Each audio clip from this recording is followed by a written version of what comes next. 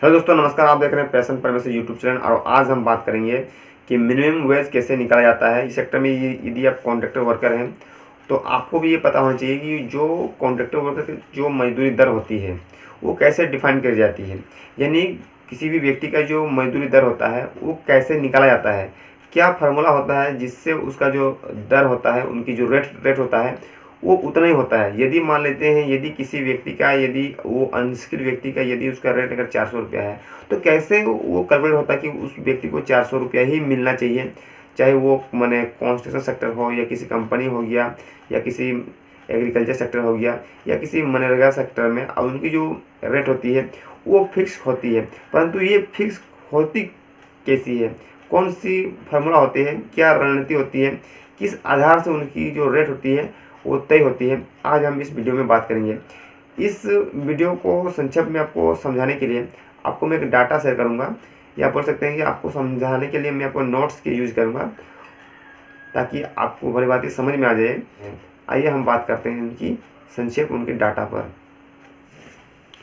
किसी भी private company के कॉन्ट्रैक्टर वर्कर के लिए मिनिमम वेज निकालने के लिए सरकार द्वारा एक तय फार्मूला निकालती है ताकि मजदूरों को कम से कम उसका उतना पैसा या उतना वेतन मिल सके ताकि उसका जो परिवार का बेसिक ज़रूरतें पूरी हो सके। यानी ये सरकार के द्वारा एक तय फार्मूला होता है जिससे एक मजदूर की परिवार को उतना पैसा मिल सके जिससे उसकी बेसिक जो ज़रूरत होती है वो पूरा हो सके। इसी को माने मिनिमम वेज कहा जाता है। इनको बनाने के लिए हमें भारत सरकार के जो मिनिमम वेज एक्ट 1948 के तहत ये कैलकुलेट किया गया है। यानी बोल सकते हैं कि ये जो एक्ट है मिनिमम वेज एक्ट 1948, इसके तहत ही इसे एक कैलकुलेशन के द्वारा हमें एक इनकी जो कॉन्ट्रैक्टर वर्कर की जो मजदूरी दर है उसे निकाला जा सकता है। तो आइए जानते हैं कि वो का जो कैलकुलेशन है वो किस तरह से होता है। कॉन्ट्रैक्टर वर्कर का मिनिमम वेज निकालने के लिए जो कैलकुलेशन होता है वो इस प्रकार होता है और ये जो मापदंड होते हैं इन्हें हमें मानना पड़ता है। यानी यदि हम किसी भी मजदूर का यदि मजदूरी दर देखें तो उसमें उनका परिवार का आकार को भी देखा जाता है कि वे जो मजदूर है उनके परिवार का आकार कितना बड़ा है।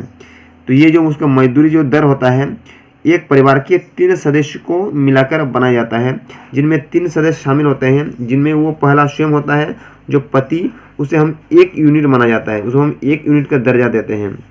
दूसरा बात आता है उसका पत्नी को भी हम लोग 1 यूनिट देते हैं और साथ में 2 बच्चे। यानी किसी भी परिवार का जो उनका जो मजदूर का जो परिवार होता है वो 3 सदस्य से मिलकर बना होता है, जिनमें पति स्वयं 1 यूनिट माना जाता है, पत्नी को 1 यूनिट, यानी ये आपको मिल के हो गया 2 बच्चे यानी एक बच्चे को आधा माना जाता है, तो 2 बच्चे बराबर हो जाता है 1 यूनिट। यानी कुल हमारे एक जो परिवार होते हैं कॉन्ट्रैक्टर वर्कर का वो 2 बच्चे और पत्नी को मिलाकर हम कुल 3 सदस्य होते हैं और 3 सदस्यों की जो कुल यूनिट होती है वो 3 यूनिट। ये 3 यूनिट क्यों लिया गया है आगे हम इस वीडियो में बात करेंगे। इसके क्या मतलब लेने का मतलब है, 3 यूनिट क्यों लिया जाता है और 3 यूनिट के हिसाब से उन्हें क्यों बांटा जाता है। अब हम बात कर लेते हैं।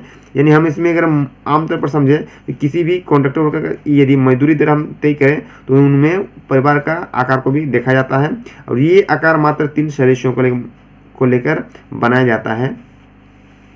नेक्स्ट बात आता है उसका खाद्य आवश्यकताएं। यानी हर आदमी के लिए लगभग 2700 कैलोरी भोजन रोजाना इतनी उसको आवश्यकता होती है और इस आधार से उनकी मजदूरी दर तय होती है। ठीक इसी प्रकार यदि हम कपड़े की जरूरत देखें तो प्रति जो परिवार होता है यानी प्रत्येक परिवार को 66 मीटर यानी कि 66 मीटर कपड़ा सालाना की दर से देखा सालाना खर्च होता है उनका। मकान का खर्च कुल वेतन का 10% रुपया लिया जाता है अपना मिनिमम वेज बनाने के लिए।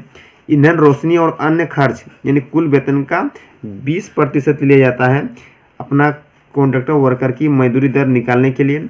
और अन्य खर्च है जैसे शिक्षा, दवा, मनोरंजन, त्यौहार इत्यादि, ये कुल वेतन का 25% लिया जाता है और इन सब को जोड़कर हमें उसे न्यूनतम मजदूरी निकाला जाता है। आइए हम इसको एक एग्जाम्पल पर तौर पर समझाते हैं।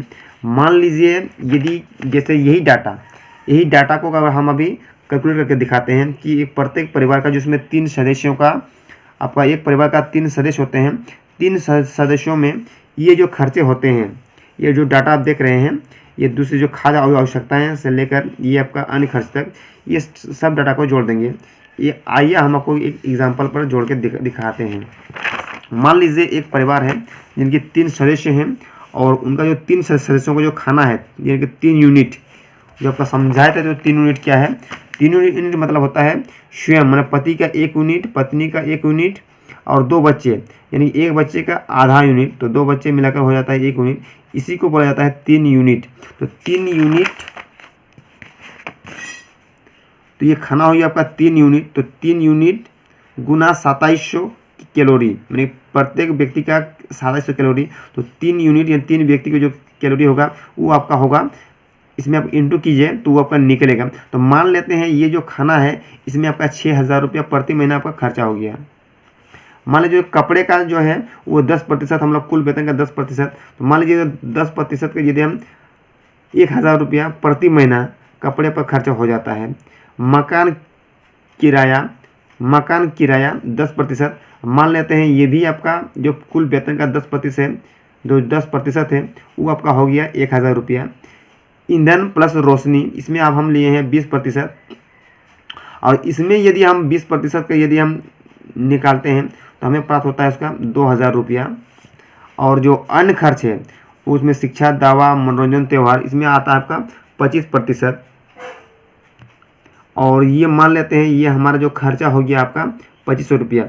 ये सभी को यदि हम जोड़ देंगे, जैसे 6000 खाना का, 10,000 आपका जो कपड़े का, जो 10% आपका 1000 रुपया आपका कपड़े का, 10% आपका हो गया किराया का, ये आपका 10,000 का 1000, ये रोशनी प्लस ये आपका जो ईंधन है कि 20% यानी कि आपका 2000, और अन्य का आपका 2500 रुपया। यदि इन सभी को जोड़ देंगे तो हमारा बनता है आपका 12,500 रुपया प्रत्येक महीना। तो ये 12,500 जो प्रत्येक महीना होता है, यही होता है कोई भी, यानी सरकार अभी तय करेगी, यानी सरकार तय करेगी कि भाई एक अनस्किल वर्कर को कम से कम 12,500 रुपया उसको हर महीना मिलना चाहिए, तभी वो व्यक्ति का पालन पोषण कर सके, यह भी उसका हो सके। इसी से हमारा किसी भी कॉन्ट्रैक्ट वर्कर का जो मिनिमम वेज तय होते हैं। मान लेते हैं ये आपका मिनिमम वेज हम दिखाए हैं अनस्किल का। इसी प्रकार यदि हम जो अनस्किल का यदि हम इसमें 12,500 यानी कि 12,500 रुपया हो, तो सेमी स्किल कैसे निकालेंगे? तो सेमी स्किल निकालने के लिए हमें 12,500 प्लस कुछ एक्स्ट्रा उसमें जोड़ देते हैं, क्योंकि वो अपने जो पैसा ऐड होता है वो अपने स्किल के हिसाब से जोड़ा जाता है, यानी कि जिसका ज़्यादा स्किल उसे थोड़ा सा पेमेंट उसमें ज़्यादा दिया जाता है। मान लीजिए अगर हम स्किल का यदि हम उसका मजदूरी दर निकालेंगे तो 12,500 प्लस हमें उसमें थोड़ा बोनस दे देते हैं, ताकि उसका स्किल के हिसाब से थोड़ा ज़्यादा पैसा मिले।